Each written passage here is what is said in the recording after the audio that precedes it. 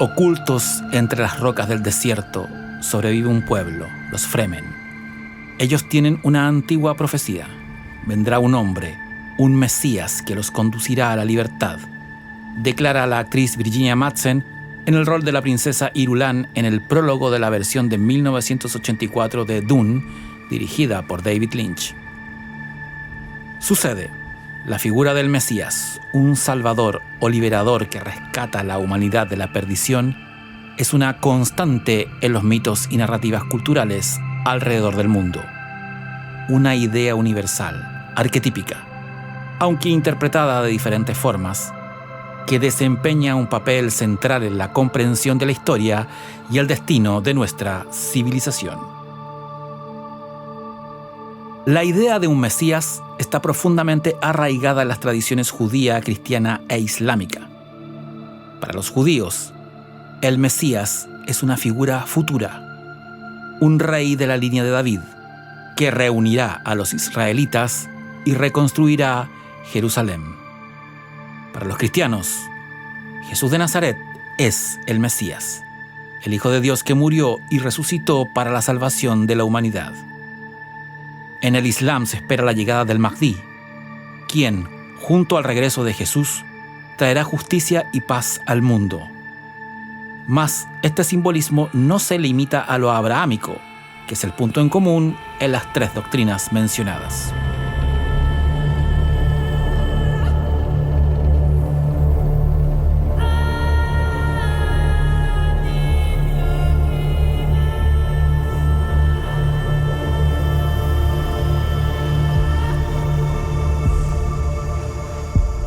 En el budismo, por ejemplo, la figura del Maitreya, el futuro Buda, representa la esperanza de un futuro de enseñanza renovada y liberación del sufrimiento.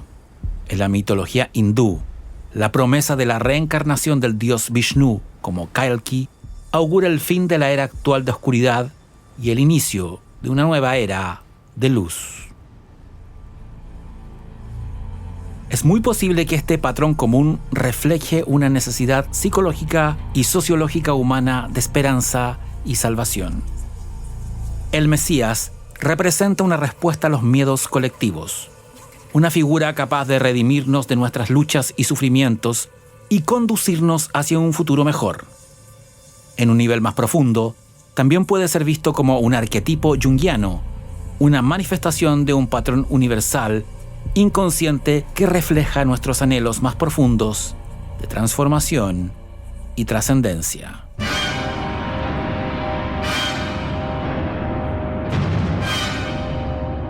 Mas, como todo mito, la idea del Mesías también tiene sus misterios. En cada interpretación del Mesías encontramos un espejo de nosotros mismos, nuestras aspiraciones, temores y esperanzas para el futuro. ¿Es en el fondo una sola idea arquetípica que ha sido leída de distintas maneras por diversos grupos humanos? La historia del dios egipcio Horus y su paralelismo con Jesús de Nazaret parece responder de manera afirmativa a la pregunta anterior. Horus, hijo de Isis y Osiris, es uno de los dioses más antiguos y significativos del panteón egipcio. Era representado como un halcón o como un hombre con cabeza de halcón, simbolizando el cielo y la realeza. De acuerdo a los mitos, Horus nació de manera milagrosa después de que Isis reuniera las partes del cuerpo de Osiris, asesinado por su hermano Set, y los reviviera con su magia. Por otro lado, la historia de Jesús es bien conocida. Nacido de la Virgen María en un establo de Belén, realizó milagros y enseñanzas antes de ser crucificado y resucitar al tercer día. A primeras vistas, las historias de Horus y Jesús parecen muy diferentes. Sin embargo, algunos autores han identificado paralelismos entre ambas. Estas incluyen su nacimiento milagroso, su rol como mediadores entre la divinidad y la humanidad, su enfrentamiento con las fuerzas del mal, Set en el caso de Horus, Satán en el caso de Jesús, y su alzamiento como figuras salvadoras y redentoras. Las similitudes entre Horus y Jesús plantea cuestiones fascinantes sobre la naturaleza de los mitos. Otra vez, ¿estos paralelos son coincidencias o reflejan temas universales en la psicología humana? Tanto Jesús de Nazaret como Horus nacen, de hecho, la noche del 24 al 25 de diciembre. Ambos mueren y resucitan al tercer día.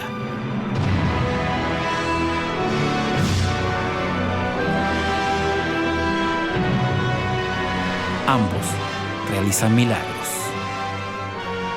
Ambos resucitan muertos. Ambos se pierden en el desierto por 40 días. Ambos son imagen de la unión del cielo y la tierra.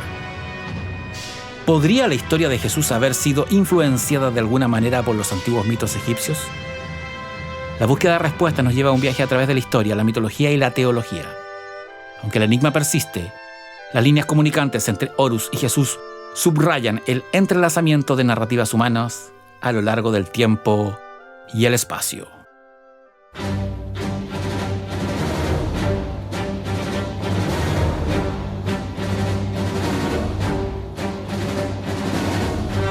Mas la figura del Mesías no se limita solo a textos religiosos. Por lo contrario, ha sabido pavimentar un camino en la narrativa popular contemporánea. Quizás el caso más emblemático sea el de Superman, de quien nos extendimos en profundidad en un episodio anterior de La Ruta Secreta. ¿Recuerdan? José, María, padres terrenales de Jesús, Jonathan y Marta, padres terrenales de Superman, ambos campesinos. El nombre del padre de Jesús, Jehová, el nombre del padre sobrenatural de Superman, Jor-El. Las letras se repiten. Revisen ese capítulo anterior en La Ruta Secreta, la historia secreta de Superman. Pero en absoluto, Superman no es el único representante pop de la herencia sagrada, legado que aparece en particular en dos personajes icónicos de la ciencia ficción: Anakin Skywalker de Star Wars, La Guerra de las Galaxias, y Paul Atreides de Dune.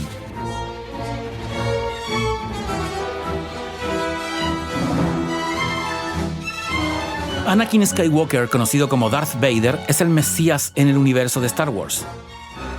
De acuerdo a una antigua profecía Jedi, él es quien traerá equilibrio a la fuerza. Sin embargo, su viaje no es lineal. Cae al lado oscuro. De hecho, su cuerpo físico muere y resucita transformado en una máquina, antes de finalmente cumplir su destino en una redención final, lo que ofrece una visión más compleja y trágica del arquetipo del Mesías.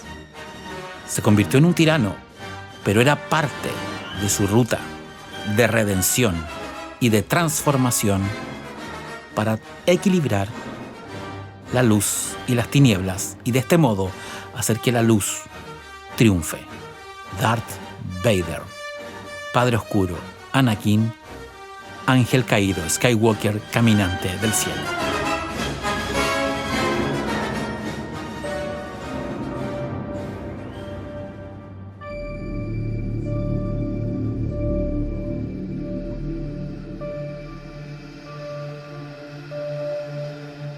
En Dune de Frank Herbert, Paul Atreides es un joven de noble cuna que, después de ser exiliado a un planeta desértico, se convierte en el líder mesiánico de su población nativa, los Fremen. Sin embargo, Paul es un mesías renuente que está muy consciente del peligro de los cultos de personalidad y la manipulación política, pero finalmente, cuando asume su lugar, usa precisamente estos cultos para su propio interés, lo cual, de idéntica manera a lo que ocurre con Anakin, lo lleva a convertirse en tirano y genocida.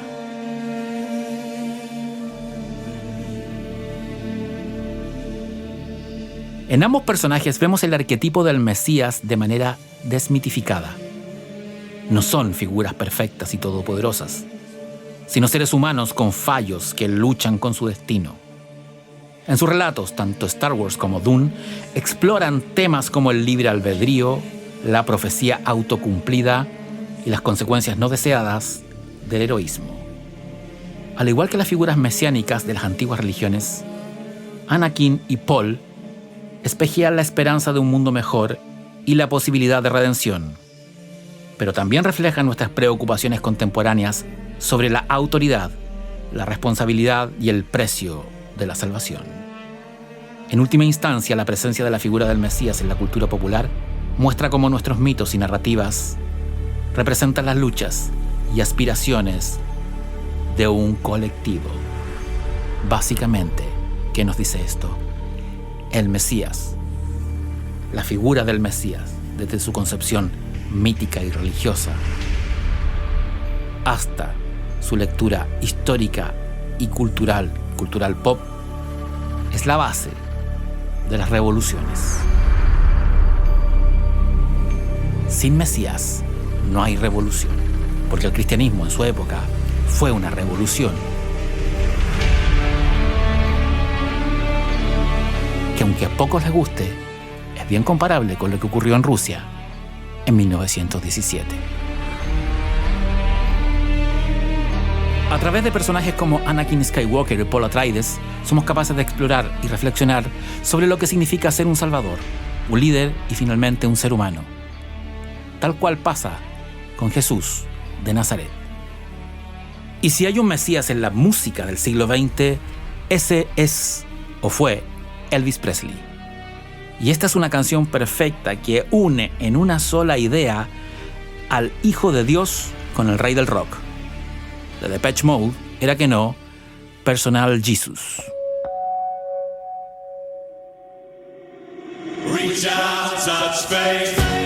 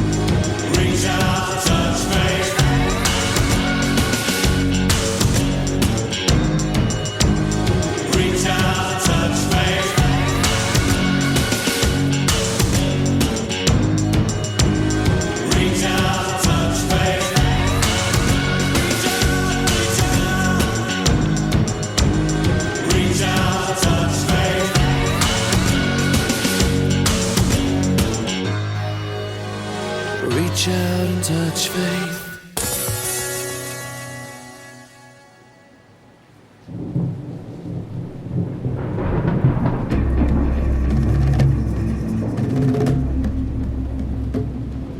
La mayoría estamos familiarizados con el relato del diluvio universal que aparece en el capítulo 7 del Génesis, el primer libro de la Biblia.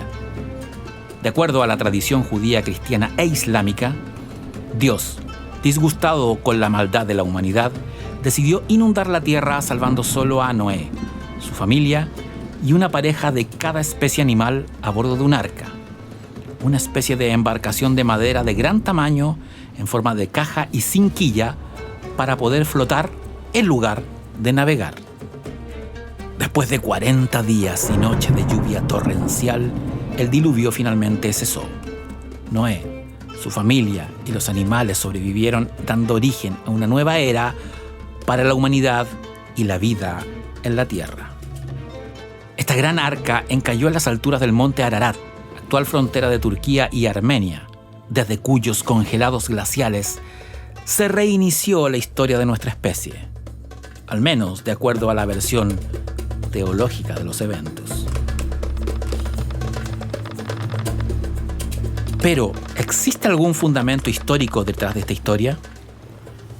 En busca de respuestas, arqueólogos, geólogos, mitólogos y teólogos han explorado esta cuestión al menos desde la Edad Media, aunque los primeros estudios serios provienen del siglo XIII, cuando el propio Marco Polo escribe tanto del diluvio como del arca en las páginas del diario de su viaje a China en el año de 1271.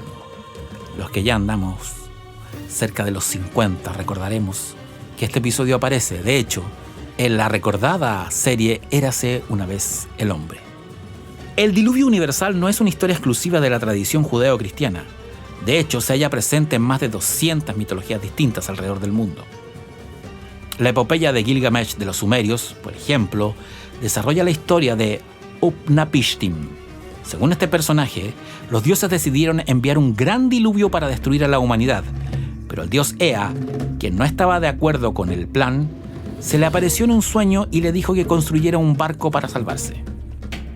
Utnapishtim siguió las instrucciones de Ea armando un barco enorme y redondo, aunque en algunas traducciones es un cubo, y embarcando a su familia y representantes de todas las especies de animales a bordo. Cuando el diluvio comenzó duró 6 días y 6 noches, devastando a la humanidad completa.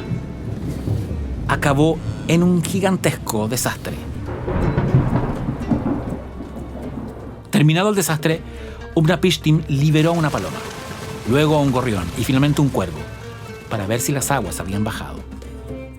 Cuando el cuervo no regresó, supo que había tierra seca. El mito alrededor del diluvio está copado de misterios que desafían nuestras concepciones y nos empujan a repensar lo que sabemos sobre el pasado. Uno de estos enigmas es la gran inundación del Mar Negro, teoría que combina geología, arqueología y mitología en un relato de destrucción y supervivencia. Hace unos 7.500 años, algunos apuntan que más cerca de los 8.000, la región que ahora conocemos como Mar Negro era un vasto lago de agua dulce rodeado de tierras fértiles. Sin embargo, una catástrofe natural transformó el paisaje y posiblemente sembró las semillas del mito del diluvio universal. Hacia 1997, los geólogos William Ryan y Walter Pittman propusieron esta audaz teoría. Un rápido y catastrófico aumento del nivel del agua en el Mediterráneo causó una inundación que cambió de forma violenta el ecosistema de lo que hoy llamamos el Mar Negro. Según su hipótesis, el agua del Mediterráneo rompió a través del estrecho del Bósforo, donde hoy se encuentra Estambul, inundando la región en un periodo de tiempo relativamente corto. Este mega maremoto, argumentaban Ryan y Pittman, fue de tal magnitud que pudo haber sido la base para el relato del Génesis bíblico, presente en varias tradiciones culturales. No solo eso, sino que la inundación habría desplazado a las poblaciones de agricultores y ganaderos que vivían en la región, provocando una migración masiva hacia Europa, Asia y África. Sin embargo, otros cuestionan esta interpretación. Argumentan que el aumento del agua fue un proceso gradual y no una inundación repentina. En tanto, algunos críticos subrayan que no hay suficientes pruebas arqueológicas que respalden la idea de una gran civilización desplazada por la inundación. La inundación, valga la redundancia, del Mar Negro es por lo tanto un enigma aún por resolver.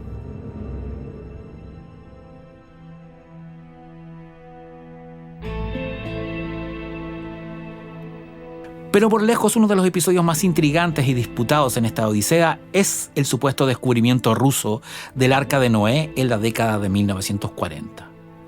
La historia es realmente fascinante y comienza con la expedición del Ejército Rojo en la región del Monte Ararat durante la Segunda Guerra Mundial. De acuerdo a varias fuentes, los rusos habrían descubierto una gran estructura de madera a enorme altura en las laderas nevadas del monte, que algunos sugirieron podrían ser los restos de la barca del patriarca bíblico. El informe del hallazgo, supuestamente ultra secreto, describe un objeto de madera de tremendas proporciones, de forma similar a un barco, semi-enterrado en un glaciar. Algunos de los detalles descritos en el informe son sorprendentes y parecen coincidir con la descripción bíblica. Sin embargo, a pesar de la fascinante naturaleza de este relato, no existe hasta el día de hoy una verificación independiente de estos hechos.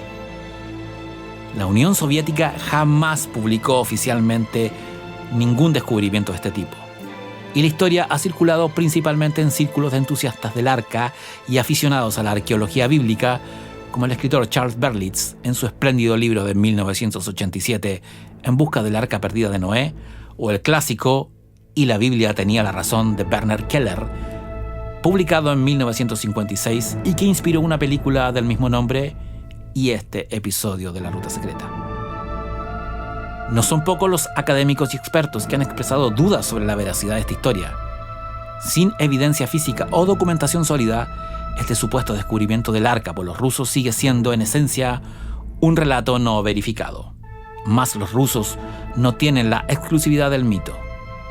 En 1959, un avión espía de la CIA del tipo Lockheed U-2 Dragon Lady sobrevoló el monte Ararat y al hacerlo fotografió una extraña formación rocosa en las laderas de la montaña que la inteligencia del tío Sam nombró como la anomalía de Ararat. La forma geológica siguió siendo observada por los estadounidenses a tal punto que en 1971, 1972 y 1974 despacharon un satélite para clasificar el fenómeno mediante fotografías y películas tomadas desde el espacio. Esta historia, suma de espionaje con mitología, es la base de la muy buena novela El Ángel Perdido de Javier Sierra. Las imágenes de la anomalía de Ararat muestran un objeto alargado y oscuro en contraste con el hielo y la nieve que rodean la montaña.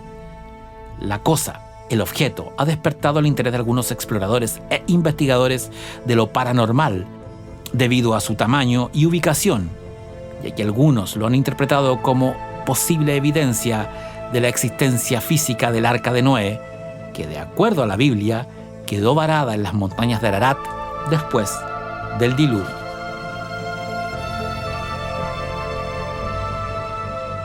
Mas no son pocos los expertos que han sugerido que la anomalía puede ser simplemente una formación rocosa o glacial. Las condiciones extremas en el monte Ararat han hecho difícil la investigación in situ, y hasta el momento los intentos de expediciones para identificar la naturaleza de la anomalía de Ararat no han dado resultado.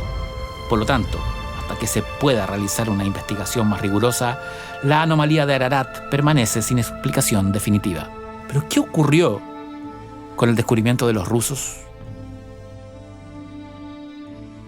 Bueno, la Unión Soviética, en su ateísmo secular, habría decidido destruir todos los documentos, incluidas las fotografías tomadas en el hipotético descubrimiento del arca, ya que esto representaba una prueba de que la Biblia tenía la razón y que Dios, tal como lo conocemos, es real.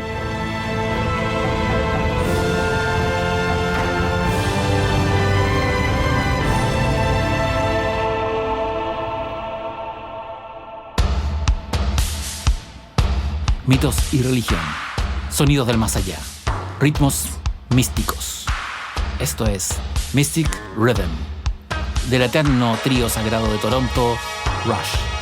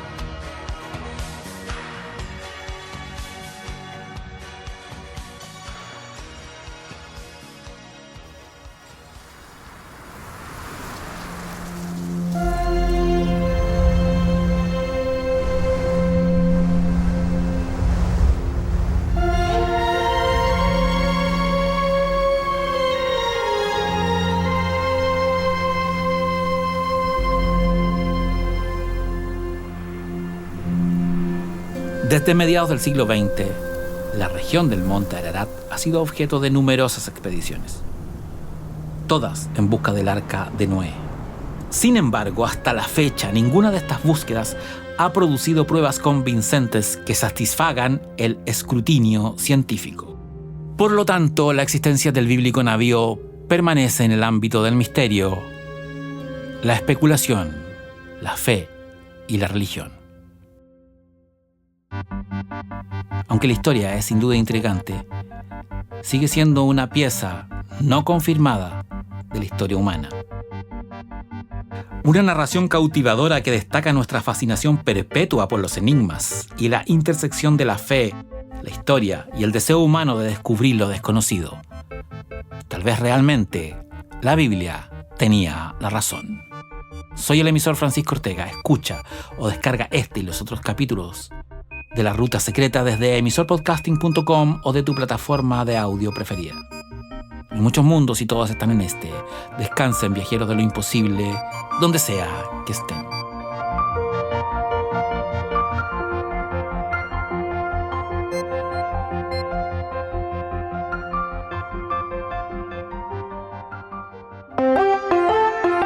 Emisor Podcasting.